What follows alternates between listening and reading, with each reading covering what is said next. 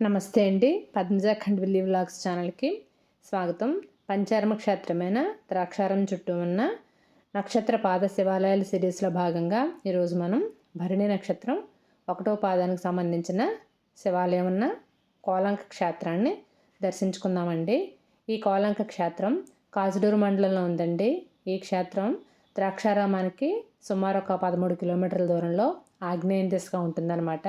ఇక్కడ స్వామివారు శ్రీ ఉమా సమేత శ్రీ సోమేశ్వర స్వామివారండి.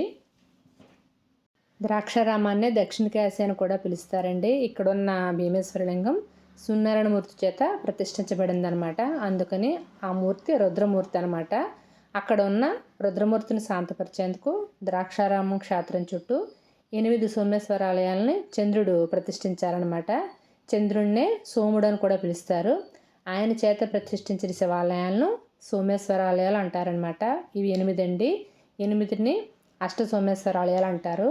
ఇవి కూడా ద్రాక్షారామం చుట్టుపక్కలే ఉంటాయి. మీరు ద్రాక్షారామం వెళ్ళినప్పుడు తప్పకుండా దర్శించుకోవాల్సిన క్షేత్రాల్లో 8 కూడా ఉంటాయండి. ఈరోజు మనం చూసే ఆలయం అష్ట సోమేశ్వరాలయాల్లో ఒకటి, అలాగే భరణి నక్షత్రం 1వ పాదానికి సంబంధించిన ఆలయం కూడానండి. ఈ ఆలయంలో 2 విశేషాలు ఉన్నాయన్నమాట. ఈ సోమేశ్వరాలయం ద్రాక్షారామానికి తూర్పు దిక్కున ఉన్న ఆలయం అన్నమాట. కోలంక క్షేత్రంలో సోమేశ్వరాలయం మరియు శ్రీ కేశవస్వామి వారి ఆలయం ఒకే ప్రాంగణంలో ఉంటాయి. శివకేశవులకి 3 అంతస్తుల గాలిగోపురం ఉంటుంది. గాలిగోపురం కింద నుంచే మనకి ఆలయ ప్రవేశం జరుగుతుంది. 2 ఆలయాలకి ముఖమండపం విశాలంగా చాలా పెద్దదిగా బాగుంటుందండి. ధ్వజస్తంభాలు వేరువేరుగా ఉంటాయి. అలాగే అంతరాలయం, గర్భాలయం కూడా వేరువేరుగా ఉంటాయి. గర్భాలయం ముందు భాగంలో గణపతి, నంది, నవగ్రహాలు ఉంటాయి. గర్భాలయంలో మనకి సోమేశ్వర స్వామివారు దర్శనమిస్తారు. స్వామివారి ఎడమ భాగంలో శ్రీ ఉమాదేవి కొలువు తీరుంటారు. శ్రీ ఉమా సమేత సోమేశ్వర లింగాన్ని పూజించిన వాళ్ళకి సకల శుభాలు కలుగుతాయని భక్తుల విశ్వాసం అన్నమాట. ఈ ఆలయం పరిసరం అంతా చాలా బాగుంది. అలాగే మనకి ఈ ఆలయానికి సంబంధించిన స్థల పురాణం, సోమేశ్వర స్వామి ఆలయాలకు సంబంధించిన వివరాలన్నీ కూడా మనకి గోడల మీద ఉంటాయండి. ఆలయం గోడల మీద.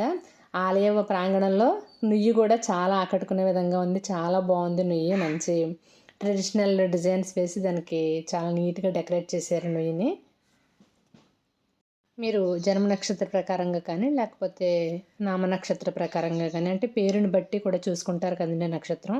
పుట్టినప్పుడు నక్షత్రం తెలియని వాళ్ళు, అలాంటి వాడు కూడా భరణి 1వ పాదానికి సంబంధించిన వాడైతే ఈ ఆలయాన్ని దర్శించుకుని స్వామి అనుగ్రహాన్ని పొందగలరు అనమాట. అలాగే మనకి నెలలో భరణి నక్షత్రం వస్తూ ఉంటుంది కదా, అలాంటప్పుడు ఇక్కడ స్వామికి ఆ నక్షత్రం ఉన్న రోజున అభిషేకం చేసుకోవడం కూడా చాలా విశేషంగా భావిస్తూ ఉంటారు. అలాగే ద్రాక్షారామం చుట్టూ ఉన్న ఈ అష్ట సోమేశ్వర ఆలయాలు కూడా ఒకే రోజు దర్శించుకునే వీలున్న ఆలయాలు అనమాట. మీరు వీలుంటే అన్నీ ఒకేసారి దర్శనం కూడా చేసుకోవచ్చు. భరణి నక్షత్ర జాతకులు ఇక్కడ దర్శనం చేసుకున్న తర్వాత విలాస గంగవరంలో ఉన్న శ్రీ పార్వతీ సమేత గంగాధర స్వామివారిని దర్శించుకుని ద్రాక్షారామంలోని భీమేశ్వర స్వామిని దర్శించుకుంటే వారికి సంపూర్ణ శివానుగ్రహం కలుగుతుందని భక్తులు నమ్ముతూ ఉంటారండి. ఇవన్నీ కూడా చాలా దగ్గరలోనే ఉంటాయి మీకు. ఈ అష్ట సోమేశ్వర ఆలయాలు కూడా మీకు అన్ని ద్రాక్షారామం చుట్టుపక్కలే ఉంటాయండి. 8 ఆలయాలు కూడా ఒకే రోజు దర్శించుకునేలాగే మనకి ఉంటాయి. దగ్గరగానే ఉంటాయి అన్నీ. వీడియో నచ్చితే తప్పకుండా లైక్ చేయండి. అలాగే ఇప్పటివరకు మన ఛానల్ సబ్స్క్రైబ్ చేసుకోకపోతే తప్పకుండా సబ్స్క్రైబ్ చేసుకోండి. రేపు సాయంత్రం 6 గంటల 15 నిమిషాలకి మరో వీడియోతో కలుసుకుందామండి. నమస్తే.